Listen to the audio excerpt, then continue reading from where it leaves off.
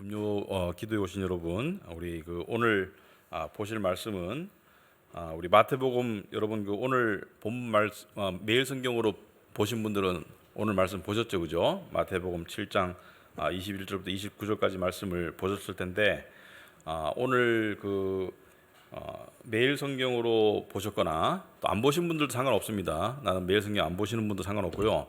또는 오디오로 들으셨거나 오늘 내용은 우리 금요일 날은 그렇게 심각한 내용을 하지 않는데 오늘 내용은 혹시 여러분들이 조금 의아하게 생각했을 수도 있는 내용이 있어서 오늘 내용은 조금 공부하는 차원에서 제가 조금 설명을 좀 드릴게요. 부연 설명을 좀 드리려고 그렇게 생각하고 있습니다.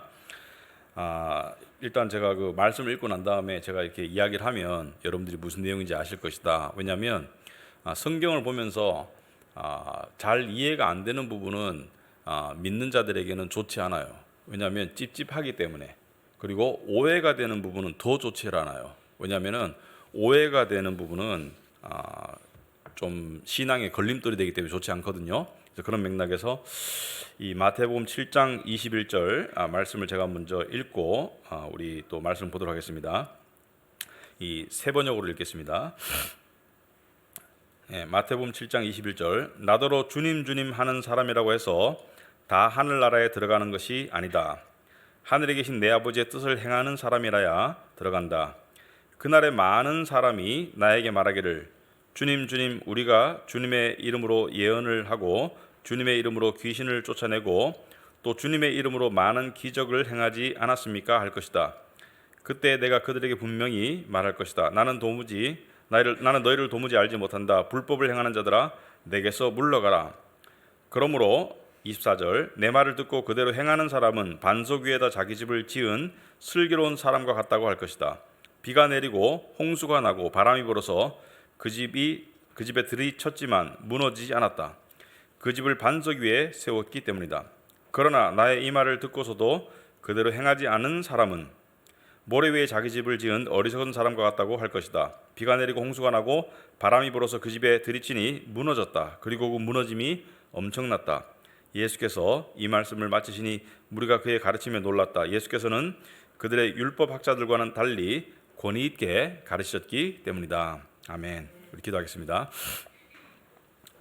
하나님 아버지, 오늘 저희들이 말씀을 또 통해서 말씀의 진정한 의미를 우리가 깨닫기를 원합니다.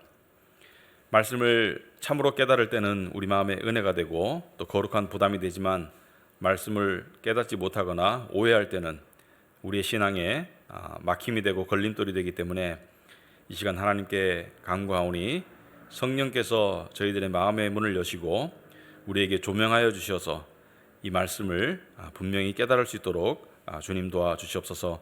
예수님 이름으로 기도합나이다. 아멘.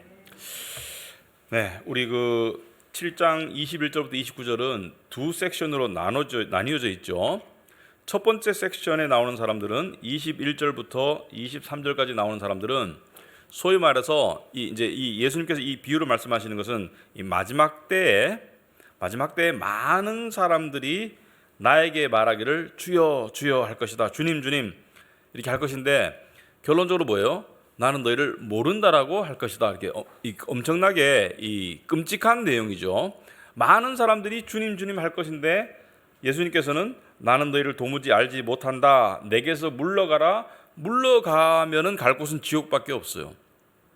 예수님이 계신 곳이 천국이니까 내게서 물러가라고 할 때 물러갈 수 있는 곳은 지옥밖에 없는데, 자, 이들은 왜 그러면 자기들이 예수님의 사람이라고 생각하고 착각하고 살았는데 결국에는 아닌 것으로 판명이 되었을까?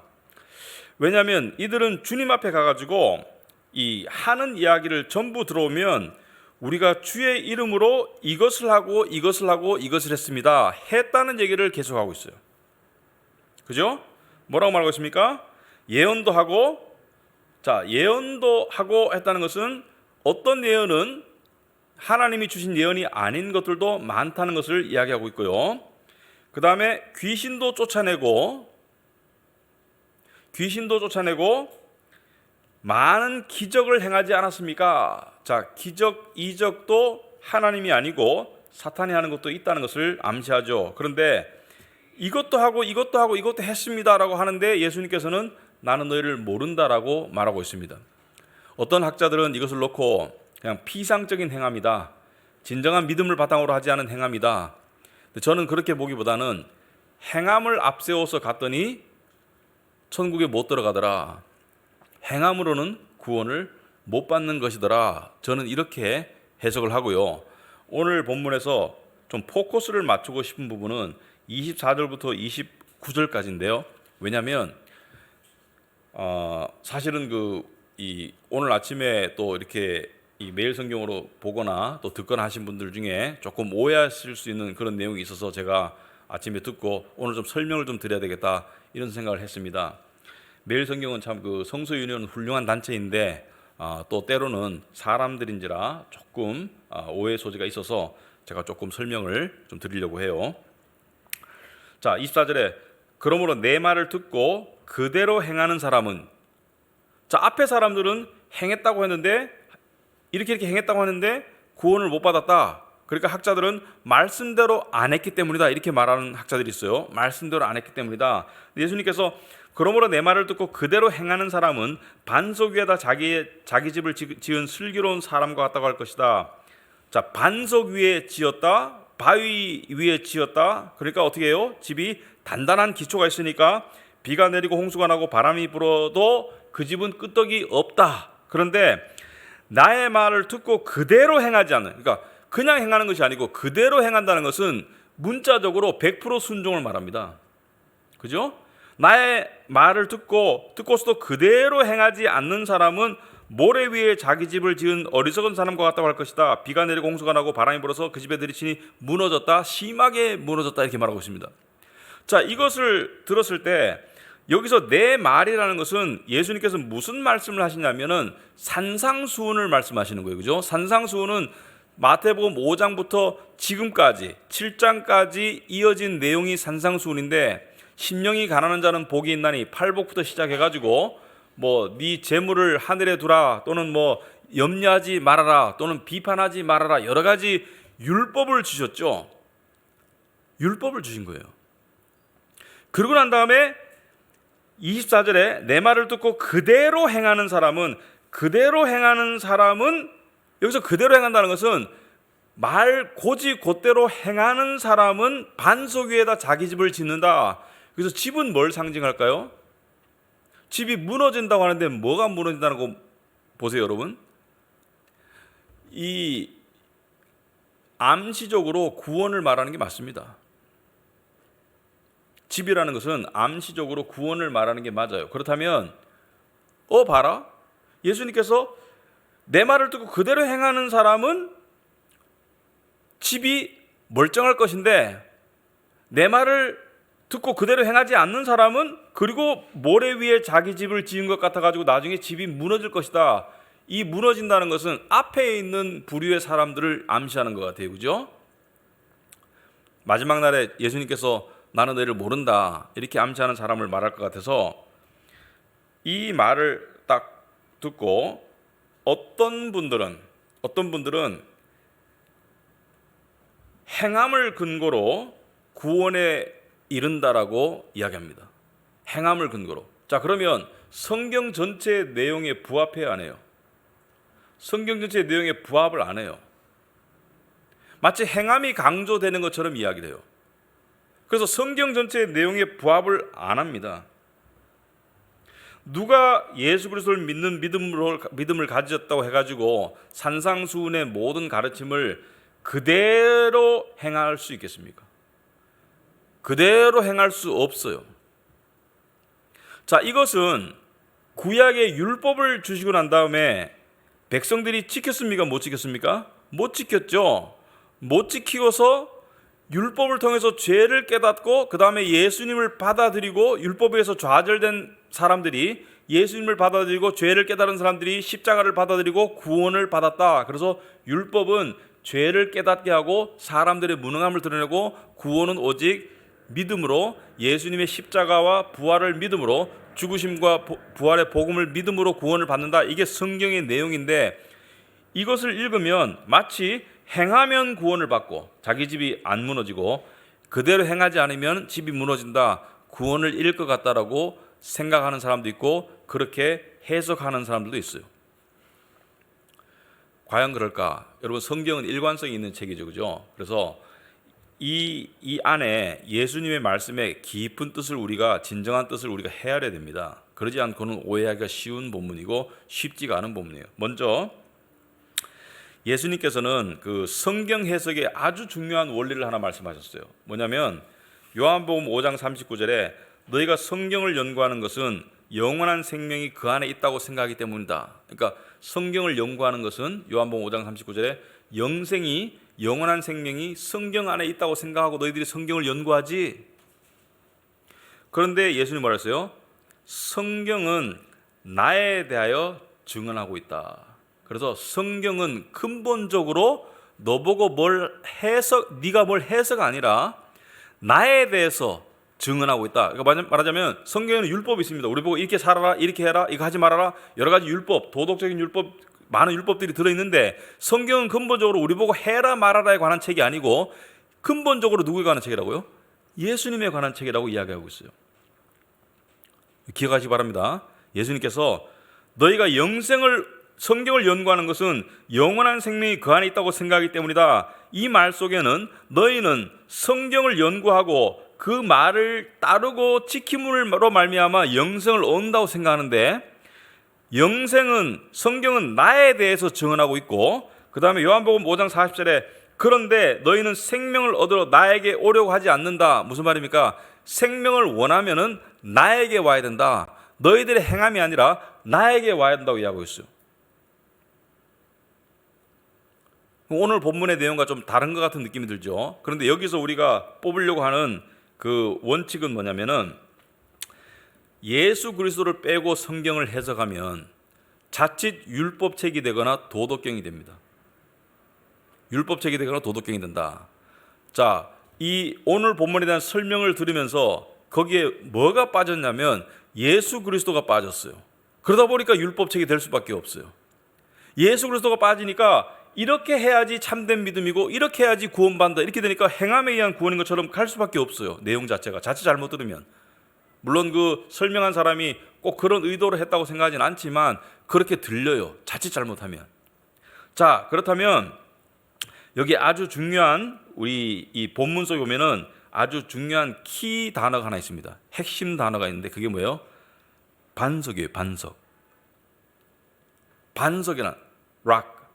반석이라는 단어에 우리가 초점을 맞춰야 돼요. 왜? 반석이 의미하는 것이 아주 중요하기 때문에. 여러분, 그 갈릴리 지역에서는 그 여름에는 그 햇볕이 강해가지고 이 진흙과 섞여 있는 모래가 이렇게 딱딱하게 굳어요. 그죠? 딱딱하게 굳어. 이 황토 집처럼 딱딱하게 굳는데 이 비가 오면은 이게 흐물흐물해져가지고 쓸려 내려가는 거예요. 그래서 딱딱하게 굳은 모래 위에다 집을 지으면 이 비유처럼, 갈릴리 사람들은 이 비유를 들었을 때 딱 알아들었어요. 아, 이 말씀을 하시는구나. 그러니까 집을 그냥 모래 딱딱하게 굳은 그 계절에, 여름철에 아주 뜨거운 햇볕 아래 있는 그 여름철에 딱딱한 땅이 딱딱할 때, 말랐을 때 그때 그 위에 집을 짓잖아요. 그럼 어떻게 돼요? 비가 오면 쓸려갈 수가 있어요. 비가 많이 오면, 적게 오면 괜찮아도. 그래서 정말 지혜롭고 착실한 건축가는 어떻게 했냐면은 그 표면층을, 그 표피층을 파고 바위가 나올 때까지 파고 들어가가지고 거기다 기초를 두고 집을 지어가지고 비가 와도 바람이 불어도 홍수가 나도 집이 안 무너졌는데, 여기서 반석은 뭘 상징해요? 반석은 예수 그리스도를 상징합니다. 여기 키가 있어요. 반석은 예수 그리스도를 상징합니다. 반석 위에 집을 짓는다는 것은 예수님 위에 집을 짓는다는 것을 말해요. 여러분, 성경에서 이 반석은 두 가지를 의미합니다. 첫째는 하나님의 견고함을 의존, 하나님의 견고하심, 그죠? 여호와의 견고하심, 우리가 피할 바위고 우리가 의지할 바위, 절대로 무너지지 않는 견고함을 상징할 때가 있고, 두 번째는 뭘 상징해요? 대신하심을 상징해요. 대신하심, 우리의 죄를 대신하심. 자, 예를 들어서 성경에 이런 데 나오지만 시편 18편 1절에 여러분들이 꼭 안 펴셔도 들으면 딱 알아요. 시편 18편 그 2절에 1절에 보시면은 나의 힘이신 주님, 내가 주님을 사랑합니다. 그다음에 2절에 주님은 나의 반석, 나의 요새, 나를 건지시는 분, 나의 하나님은 내가 피할 바위. 반석과 바위가 두 번 나와요. 그죠? 주님은 나의 반석, 나의 하나님은 내가 피할 바위, 나의 방패, 나의 구원의 뿔, 나의 산성이십니다. 이래가지고 하나님이, 주님이 바위, 반석으로 나와 있어요. 그죠? 단단하신 하나님, 견고하신 하나님. 그 다음에 또 대신함을 상징할 때가 있습니다. 여러분 그 출애굽기나 민수기에 보면, 특별히 출애굽기 17장에 보시면은 그 이스라엘 백성들이 광야에서 이 행군을 하다가 르비딤이라는 곳에 르비딤의 장막을 쳤는데 물이 없었죠. 여러분 잘 아시는 사건이죠. 물이 없었어요. 그 왜 거기서 여호와를 시험해 가지고 막 다투고 해 가지고 그런 데가 있었죠. 그죠? 마사와 무리바라는 그런 그 지명을 나중에 허락하셨죠. 근데 그때 백성이 모세와 다투어서 우리에게 물을 마시게 하라. 그렇게 하니까 모세가 화가 나가지고 너희가 어찌 여호와를 시험하느냐. 그러니까 백성이 뭐라 그래요? 모세를 원망하며, 모세를 원망한다는 것은 하나님을 원망하는 것이죠. 왜 우리를 여기까지 끌고 와가지고 우리와 우리 자녀와 우리 가축이 다 목말라 죽게 하느냐. 그러니까 이 불신앙을 나타냈죠. 그럼 어떻게 해야 돼요? 물이 없으면 하나님께, 하나님 물이 없습니다, 물을 주십시오라고 기도하면 되는데, 기도 안 하고 원망하고 의심하고 다투고, 그렇게 하니까 모세가 여호와께 부르짖어가지고 이 백성을 어떻게 하면 되겠습니까? 조금 있으면 나를 돌로 쳐 죽이겠습니다. 하나님 어떻게 좀 해주세요. 그러니까 여호와께서 모세에게 뭐라 그래요? 이 백성의 이스라엘 장로들을 데리고 가서 네가 나일강을 쳐서 갈랐던 그 지팡이를 가지고 내가 호렙산에 있는 그 반석 위 거기서 내 앞에 서리니, 무슨 말이냐면 호렙산에 반석이 있는데 그 앞에 내가 여호와 하나님이 말씀하시길 내가 그 앞에 설게. 그럼 네가 바위를 쳐. 그럼 바위에서 물이 나오면 그걸 백성들에게 마시게 하라. 이 죄 많은 백성들에게 물을 줄게. 근데 물을 그냥 주지 않고 뭐예요? 반석을 치라고 그래요. 근데 칠 때 누가 앞에 서 있다고? 여호와 하나님이 앞에 서 있다고. 이건 뭘 의미하는 거예요? 이들의 죄 때문에 나를 치고 물을 줄 것이다. 이게 신약에 와서 어떤 의미예요? 내 백성의 죄 때문에 내가 대신 죽고 생수를 줄 것이다. 영생을 줄 것이다. 이 뜻입니다. 그러니까 반석이라는 것은 두 가지 의미가 있죠. 첫째는 견고함, 둘째는 대신하다. 대신하다라는 두 가지 의미가 있는데, 자, 그래서 이 예수 그리스도라는 그 핵심 키를 이 본문에 꽂아서 해석을 해보면 두 가지 의미가 나옵니다. 첫째는 여기서 나의 이 말을 지키는 사람은 반석 위에 믿음의 집을 짓게 될 것이다. 무슨 말이냐면은 율법으로 구원을 받으라는 얘기가 아니고요. 이 주신 율법을 너희들이 지키려고 하다 보면 뭘 깨닫게 되겠어요? 구약 율법과 똑같아요. 원리는 죄를 깨닫는 거예요. 어느 누가 비판하지 않고 살겠습니까? 어느 누가 염려하지 않는 그런 삶을 살겠습니까? 어느 누가 보물을 하늘에 쌓는 삶을 온전히 살겠어요? 어느 누가 심령이 가난한 대로 살겠어요? 불가능해요. 너희가 죄를 깨달을 것이다. 그래서 너희 실패를 통해서 반석 위에 믿음의 집을 지을 것이다. 이런 뜻입니다. 반석 위에, 결국에는 반석 위에 믿음의 집을 지을 것이다. 이 뜻을 말하는 거예요. 반석이 누구라고요? 예수님. 두 번째, 이 반석이 너의 믿음을 통해서, 너를 통해서 네가 내 율법을 지키는 삶으로 나아가도록 만들 것이다. 이것을 말하는 거예요. 이해가 되시죠? 반석인 내가 네 안에 역사해서 네가 이 율법을 지키는 쪽으로 나아가도록 하실 것이다. 이 두 가지를 이야기합니다. 그래서 이 빌립보서 2장 11절에 보시면은 이런 말씀이 있습니다. 하나님은 여러분 안에서 활동하셔서 여러분으로 하여금 하나님을 기쁘게 해드릴 것을 염원하게 하시고 실천하게 하시는 분입니다. 하나님은 여러분 안에서 활동하셔서 여러분으로 하여금 하나님을 기쁘게 해드릴 것을 염원하게 하시고 실천하게 하시는 분입니다. 무슨 말입니까? 너희가 이 율법을 지킬 수 있도록 내가 너희 안에서 역사하마. 이것을 말하는 거예요. 자, 예수님의 가르침을 복음의 시각으로 보지 않으면 자칫 오해하게 됩니다. 제가 성경에 무수한 얘기들이 많은데 여러분 그 성경에 보면은 그 아주 젊은 부자가 젊은 부자가 재물이 많은 부자가 예수님에게 와가지고 예수님 보고 선한 선생님이여, 기억나죠, 그죠? 선한 선생님이여, 복음서에 보면은 내가 어떻게 해야 영생을 얻겠습니까? 예수께서 그러죠. 그러면 계명을 지켜라. 살인하지 말고, 간음하지 말고, 도둑질하지 말고, 거짓말하지 말고, 네 부모를 공경하고. 그러니까 이 젊은 부자 뭐라 그래요? 저 다 지켰습니다. 근데 예수님이 그래? 예수님 그런데 이렇게 말씀하세요. 그래? 그러면 이 부자잖아요, 그죠?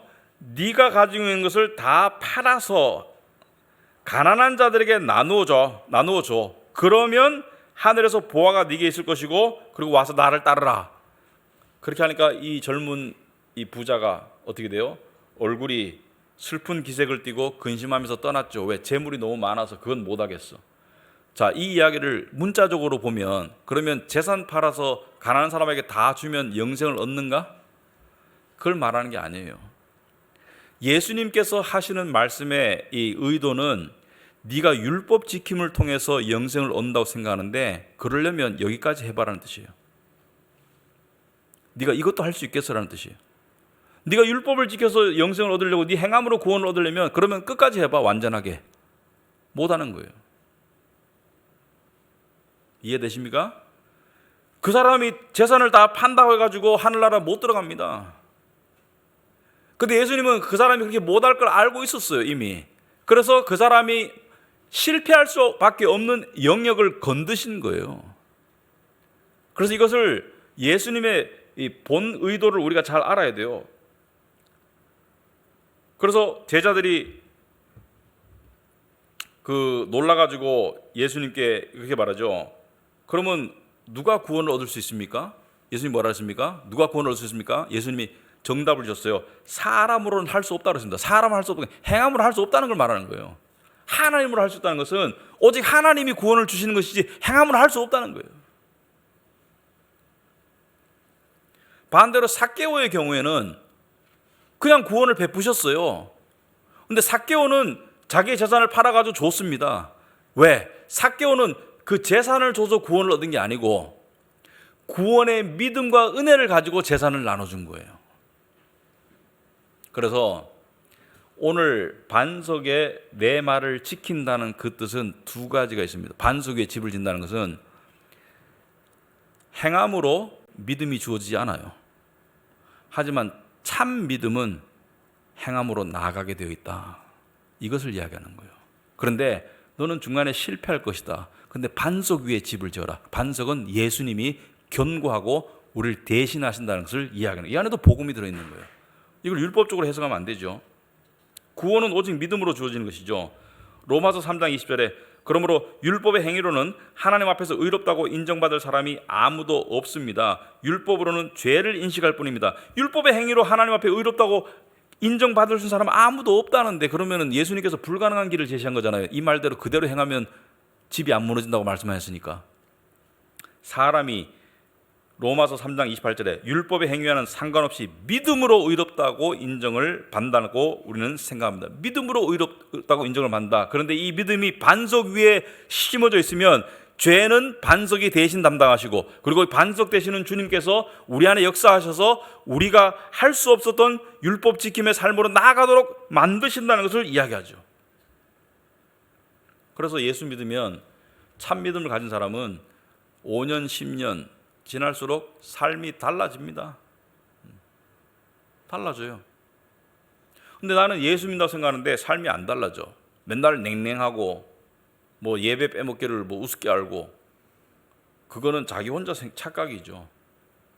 예수를 정말 믿는 사람은 삶이 달라져요. 참 뭐 부끄러운 말도 아니죠. 제 딸은 가끔 저를 놀려요. 아빠를 보면 하나님이 살아계신다는 증거를 알겠다. 그 왜? 이렇게 제가 물으면 아빠의 옛날에 자기가 어렸을 때 본 아빠의 모습과 지금의 모습이 많이 다르다는 거예요. 그래? 인정할 수밖에 없죠. 그런데 하나님이 역사하신다는 것이죠. 그런데 성경은 이렇게 믿음은 행함과 관계없이 영생은 행함과 관계없이, 구원은 행함과 관계없이 믿음으로 주어진다고 하지만 동시에 뭐예요? 진정한 믿음은 행함으로 나타나는데 주로 어떤 행함을 강조하던가요? 형제 자매를 사랑하는 행함으로 나타나요. 그래서 비유를 들 때도 항상 여러분들 잘 보셔야 돼요. 성경에서 네 이웃을 네 몸과 같이 사랑하라는, 저는 옛날에는 그냥 제 주변 사람이라고 생각했거든요. 저는 좀 생각이 달라졌습니다. 제 생각이 틀렸을 수도 있지만 지금 제 생각은 믿는 이웃을 말합니다. 물론 믿지 않는 사람한테 함부로 하라는 게 아니고, 거기서 네 이웃을 네 몸과 같이 사랑하라. 네 몸과 같이 어떻게 사랑해요? 불신자를? 믿는 이웃을 형제자매를 말하는 거예요. 왜냐하면 예수께서 이 마지막 심판 때 양과 염소를 나누잖아요. 양과 염소를 나누고 난 다음에 뭐래요? 네 형제 중에 작은 자에게 한 것이 나에게 한 것이다. 네 형제 중에라 그랬지 세상 사람 중에라고 말 안 했습니다. 네 형제는 뭐예요? 믿는 형제를 말하는 거예요. 야고보서를 루터는 싫어했거든요. 루터가 오해했어요. 행함의 구원을 가르치는 줄 알고. 그러니까 루터가 조금 약간 죄송하지만 루터가 좀 건방진 면이 있었죠. 아무리 자기가 똑똑해도 성경에 그렇게 머리를 들이밀면 안 되죠. 그죠? 자기가 그러니까 성경이 오해가 되면 그 내 문제지 성경 문제가 아니라고 그렇게 받아들였어야 되는데, 근데 이제 루터의 이제 그 동기는 뭐예요? 행함에 의한 구원은 아니라는 거죠. 루터는 믿음에 의한 구원을 확실히 믿었기 때문에 당연하죠. 믿음에 의한 구원이 맞아요. 그런데 진정한 믿음은 행함으로 나왔고 루터의 삶에서도 믿음이 행함으로 나왔죠. 그러니까 그 믿음 때문에 죽음을 불사하고 종교개혁의 도화선이 되었잖아요. 그런데 야고보서 2장 14절에 나의 형제자매 여러분, 누가 믿음이 있다고 말하면서도 행함이 없으면 무슨 소용이 있겠습니까? 그런 믿음이 그를 구원할 수 있겠습니까? 그러니까 믿음이 있다고 하면서 행함이 없으면 그런 믿음이 진짜 믿음이겠습니까? 그런데 그 다음 내용이 중요하죠. 어떤 형제나 자매가 헐벗고 이렇게 나왔지 세상 사람들 중에 누가 헐벗고 이렇게 안 나왔어요. 그렇다고 해서 세상 사람들 돕지 말라는 게 아니에요. 어떤 형제나 자매가 헐벗고 그날 먹을 것조차 없는데 여러분 가운데서 누가 그들에게 말하기를 평안히 가서 몸을 따뜻하게 하고 배부르게 먹으십시오 하면서 말만 하고 몸에 필요한 것들을 주지 않는다고 하면 무슨 소용이 있겠습니까? 이와 같이 믿음의 행함이 따르지 않으면 그 자체만으로는 죽은 것입니다. 자, 형제 자매, 저는 이것을 네 이웃을 네 몸같이 사랑하라는 그때 이웃은 믿는 자들이라고 생각합니다. 형제 자매를 말한다고 생각해요. 형제 자매를 사랑하지 않는데, 형제 자매가 힘든데 내가 줄 게 있는데 안 나누는데 그게 어떻게 믿음이냐 이렇게 말하는 거예요. 믿음이 형제 자매를 사랑하는 것으로 나타나는 것을 이야기하고 있는 거예요. 예수님께서 마지막 심판 때 네 형제 중에 지극히 작은 자라는 것은 힘든 자를 말하는 거예요. 지극히 힘든 자에게 한 것이 곧 나에게 한 것이다. 그에게 냉수 한 그릇 준 것이 나에게 준 것이다. 이렇게 말씀하시는 거예요. 예수님은요, 다메섹 도상에 가던 사울에게 나타나가지고 뭐라 했습니까? 사울아 네가 왜 내 백성을 핍박하느냐 이렇게 말 안 하고 네가 왜 나를 핍박하냐 그랬죠. 네가 왜 나를, 사울은 예수님을 만난 적이 없는데, 본 적이 없는데, 그리고 예수님은 부활 승천하시고 안 계시는데 네가 왜 나를 핍박하느냐. 그건 뭐예요? 예수님께서 형제 자매와 나는 하나라는 것을 이야기하는 거예요. 저는 이것이 그렇게 어렵지 않다고 생각합니다. 믿는 사람은 믿는 형제 자매를 아끼고 섬기게 되어 있지, 안 그렇습니까? 그거 당연한 거 아니에요? 결론적으로 24절에 그러므로 내 말을 듣고 그대로 행하는 사람은, 여기서 그대로 행하는 사람은 예수님을 말합니다. 성경에서 예수님께서 뭐라 했어요? 내가 율법을 완성하러 왔다. 내 말을 듣고 그대로 행하는 사람은 바로 예수님이에요. 우리가 그분의 의를 힘입어서 반석 위에 집을 짓는 거예요. 여러분 성경 말씀 볼 때요, 이거를 깨닫지 못하면 이해 안 되는 구절들이 많아요. 제가 예를 들어서 시편 24편 한번 펴보실래요? 시편 24편 펴보시면 시편 24편 3절부터 제가 한번 읽어보겠습니다. 3절에 시편 24편 3절입니다. 누가 주님의 산에 오를 수 있으며 누가 그 거룩한 곳에 들어설 수 있느냐. 주님의 산과 거룩한 곳은 천국을 상징합니다. 누가 거기 들어갈 수 있느냐? 어떤 사람이 들어가요? 깨끗한 손, 그러니까 죄 때묻지 않는 손과 해맑은 마음을 가진 사람, 헛된 우상에게 마음이 팔리지 않고 거짓 맹세를 하지 않는 사람이다. 그런 사람은 주님께서 주시는 복을 받고 그를 구원하신 하나님께로부터 의롭다고 인정받을 사람이다. 여기 해당하는 사람 손 들어보세요. 없습니다. 여기서 말하는 그런 사람은 인간의 모습으로 오신 예수님밖에 없어요. 우리가 그분의 의를 힘입어 하나님께 가는 거예요. 그런 사람은 주님을 찾는 사람이요 야곱의 하나님의 얼굴을 사모하는 사람이다. 우리가 이것을 흉내내며 살아야 돼요. 그죠? 예수의 생명 또는 성령의 역사를, 말씀의 능력을 힘입어서 우리가 흉내내며 예수를 따라 살아야 돼요. 그죠? 예수를 닮으려고 해야 되지. 하지만 이것을 완성한 분은 예수님밖에 없어요. 그래서 7절 보면은 문들아 너의 머리를 들어라. 이 문은 뭐예요? 하나님 계신 곳의 문. 영원한 문들아 활짝 열려라. 영광의 왕께서 들어가신다. 이 영광의 왕께서 바로 깨끗한 손과 해맑은 마음을 가진 사람이고 헛된 우상에게 마음이 팔리지 않고 거짓 맹세를 하지 않은 그분이에요. 바로 예수님, 예수 그리스도. 이 영광의 왕께서 들어가시니까 문들아 열려라 이렇게 되는 것이죠. 그죠? 예수 그리스도를 꼽지 않으면 성경이 제대로 해석이 안 됩니다. 그래서 오늘 결론적으로 오늘 본문 말씀을 보실 때 그대로 행하지 않으면 천국 못 가요. 근데 누가 그대로 행했어요? 예수님이 그대로 행했어요. 누구 대신해서? 우리를 대신해서. 그리고 그 반석 되시는 예수님 위에 집을 지으면 우리가 율법 지킴에 실패한 모든 실패를 이 반석께서 담당하셨어요. 그죠? 대신 맞으셨어요. 그리고 이 반석께서 우리 안에 역사하셔서 우리가 율법 지킴의 삶으로 나아갈 수 있도록 도와주신다. 아시겠죠? 이렇게 정리하면 되겠죠? 네, 기도하겠습니다. 하나님 아버지, 참으로 우리의 반석 되시는 예수 그리스도를 참으로 감사하고 찬양과 영광을 올립니다. 아버지 하나님, 원래는 율법을 완벽하게 지켜야지 완전한 의로움을 이루어야지 하나님의 전에 갈 수 있고 천국에 갈 수 있고 무너지지 않는 구원의 집을 지을 수 있지만 우리 중에 어느 누구도 그렇게 할 수 있는 사람은 없습니다. 하지만 예수께서 우리를 대신해서 그대로 행하셨습니다.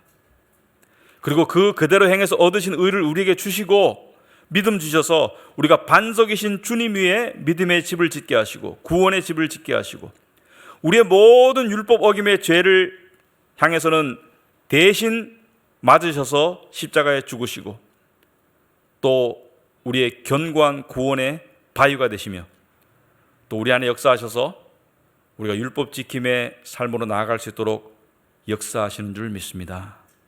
아버지 하나님, 우리가 성경을 볼 때 보는 눈을 띄워 주시옵시고 복음으로 그리고 주님으로 성경을 그 비밀을 깨달아 알게 하옵시고 그렇게 할 때 모든 영광 하나님께 올려드립니다.